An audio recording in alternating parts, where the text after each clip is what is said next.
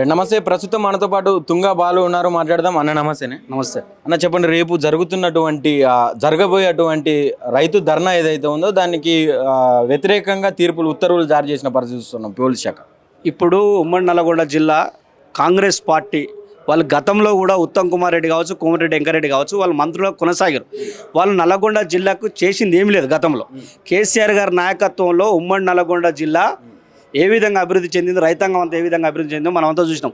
ఇవాళ అదే రైతులు ఆ రైతుల కోసం ఇవాళ కేసీఆర్ గారి నాయకత్వంలో కేటీఆర్ గారు రేపు ధర్నా పెట్టుకుంటే ఆ ధర్నాలో అంటే రైతులంతా వచ్చి అంటే వీళ్ళకి సంబంధించినటువంటి రైతు భరోసా కావచ్చు, రైతు బీమా కావచ్చు, వీళ్ళు సన్నోట్లకు 500 ఇస్తాను బోనస్ కావచ్చు, వీటన్నిటిని కూడా అడుగుతారేమో అని చెప్పి భయపడి అంటే రేపు పొద్దుగాల వీళ్ళంతా ఈ మీటింగ్కి వచ్చిపోయినాక రేపు పొద్దుగాల కాంగ్రెస్ పార్టీ ఎమ్మెల్యే పైన కావచ్చు, కాంగ్రెస్ పార్టీ నాయకుల పైన కావచ్చు, కాంగ్రెస్ పార్టీ మంత్రుల పైన కావచ్చు తిరుగుబాటు చేస్తారేమో అని చెప్పేసి వాళ్ళు భయపడుతారు. ఇలా కోమటిరెడ్డి వెంకరెడ్డి కావచ్చు, తర్వాత ఉత్తమ్ కుమార్ రెడ్డి భయపడుతారు. వాళ్ళకి దమ్ము ఉంటే రేపు మీటింగ్ పెట్టి తీరాలి, వాళ్ళు పర్మిషన్ ఇచ్చేందుకు సహకరించాలి. మీరు ఎందుకు భయపడుతారు అంటే ఇవాళ మీరు రైతాంగానికి ఏం చేయలేదు కాబట్టి మా పార్టీ వర్కింగ్ ప్రెసిడెంట్ గారు వస్తుంటే మీరు భయపడి ఎందుకు ఇలా ట్రాఫిక్ సమస్యలు అంటారు. మొన్న సంక్రాంతికి ముందే మేము వాయిదా వేసుకున్నాం. ఎందుకంటే ట్రాఫిక్ సమస్యలు ఆంధ్రప్రదేశ్ పోయే వాళ్ళు ఉంటారు, తర్వాత ఇక్కడైనా కూడా నల్గొండ జిల్లాకు సంబంధించినటువంటి వాళ్ళు కూడా ఫెస్టివల్కి వెళ్ళే వాళ్ళు ఉంటారు. కాబట్టి బిఫోర్ సంక్రాంతి ముందు కూడా మేము వాయిదా వేసుకున్నాం. 19 తర్వాత ఎప్పుడైనా పెట్టుకోవచ్చు. ఇలా 21 పెట్టుకుంటామంటే 21 కూడా మీకు ఏమి ఇబ్బంది జరుగుతుందో చెప్పాలి. ఇలా మళ్ళీ కూడా ట్రాఫిక్ ఆంక్షలు అంటారు. ఇలా చాలా మీటింగ్లు కూడా ఉమ్మడి నల్గొండ జిల్లా క్లాక్ టవర్ దగ్గర చాలా మీటింగులు, చాలా ధర్నాలు కూడా చేసుకున్నటువంటి గతంలో వెంకరెడ్డి గారు కూడా తెలుసు, ఉత్తమ్ కుమార్ రెడ్డి గారు తెలుసు. ఇలా బీఆర్ఎస్ పార్టీ ధర్నా పెట్టుకుంటే ఎందుకు భయపడుతున్నారు మీరు? ఎందుకు షాబాద్ రైతు మహాధరణ ఎఫెక్ట్ ఏమైనా పడ్డదనుకోవచ్చా ప్రభుత్వం మీద? 100% షాబాద్ కాదు, ఏ మీటింగ్లకు పోయినా కూడా మా పార్టీ వర్కింగ్ ప్రెసిడెంట్ గారు క్లియర్ చెప్పారు. మీరు ఏ విలేజ్లో అయినా ఇప్పటి వరకు రుణమాఫీ 2 లక్షలు చేసిందా, మేము వస్తాం బాగా చెప్తాం, మీరు రండి, మీ మంత్రులు వస్తారా, మీ ముఖ్యమంత్రి వస్తారా, మీ ఎమ్మెల్యేలు వస్తారా, ఎవరు వస్తారో రండి అని చెప్పి మా పార్టీ వర్కింగ్ ప్రెసిడెంట్ కేటీఆర్ గారు క్లియర్ చెప్పడం జరిగింది. వీళ్ళు ఎక్కడ రుణమాఫీ చేయలేదు.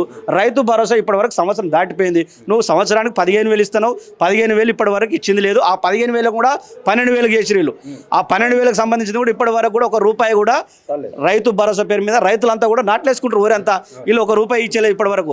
అంటే ఇలా ఇవన్నీ అడుగుతారని చెప్పి రైతులంతా కూడా అడుగుతారు అని చెప్పేసి కాంగ్రెస్ పార్టీ నాయకులను అడుగుతారు, కాంగ్రెస్ పార్టీ ఎమ్మెల్యేలను అడుగుతారు, కాంగ్రెస్ మంత్రులను అడుగుతారు అని చెప్పి భయపడి వీళ్ళ పార్టీ వర్కింగ్ ప్రెసిడెంట్ గారు వస్తే ఇదంతా కూడా రేపు పొద్దుగాల మా పైన తిరుగుబాటు జరుగుతుందని భయపడుతారు కాంగ్రెస్. అయితే ముఖ్యంగా గతంలో ఎట్లుండేనే ఈ ధర్నాలు కానీ, రాస్తారోకోలు కానీ, సభలు కానీ పెట్టడానికి పర్మిషన్లు ఇస్తుండేనా, లేకుంటే అప్పుడు కూడా ఇంతే ఉండేనా? ఎప్పుడైనా కూడా పర్మిషన్స్ అనేది ఇస్తారు. అంటే నీకు అక్కడ ఉన్నటువంటి పరిస్థితులు ఇప్పుడు ఎటువంటివి కూడా ఏది ఎలక్షన్ కోడ్ లేదు, లేకపోతే మిగతా ఎటువంటి ఇష్యూస్ లేవు. రైతుల పక్షాన రైతులకు రుణమాఫీ రాలేదు, రైతుకు భరోసా రాలేదు.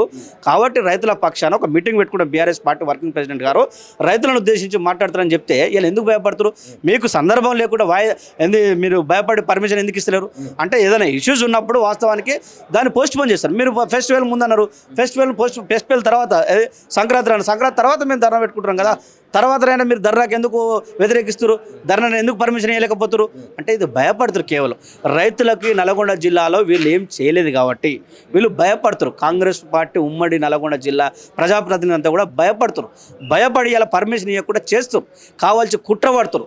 అంటే రైతాంగం మొత్తం కూడా ఈ బీఆర్ఎస్ పార్టీ నాయకులు వచ్చినాక రైతాంగం అంతా కూడా వాళ్ళ మద్దతుతోని రేపు పొద్దుగాల మన మీద తిరగబడతారు వీళ్ళని చెప్పి భయపడతారు.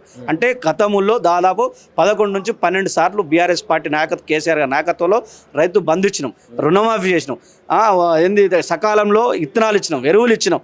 పండిన పంట అంతా ధాన్యం అంతా కూడా కొన్నది కేసీఆర్ గారి నాయకత్వం. వీళ్ళు పండిన పంట వండలేదు, కళ్ళాల ఇబ్బంది పడ్డారు రైతులు.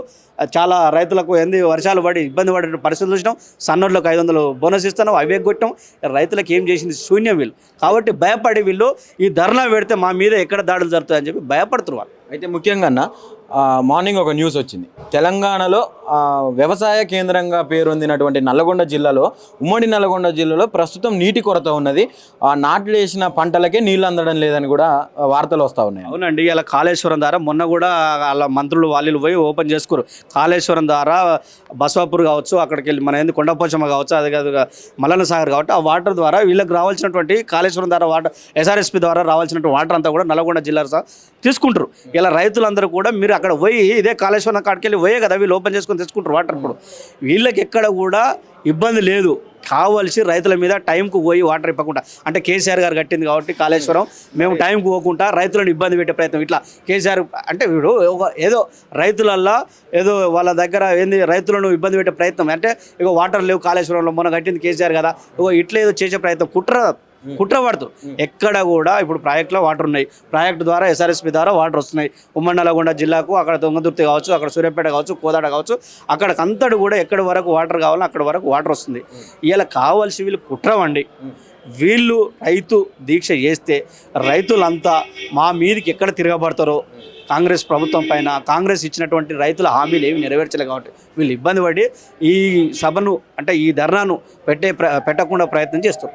రైట్, ఫైనల్గా మీ ముందస్తు కార్యాచరణ ఎలా ఉండబోతుందండి? మేము మా కోర్టు మీద నమ్మకం ఉంది. ఈ రోజు కాకుండా రేపు పర్మిషన్ ఇస్తారు. ఏ రోజు పర్మిషన్ ఇచ్చినా ఏ రోజైనా మేము రైతుల కోసం ధర్నా చేసి తీరుతాం.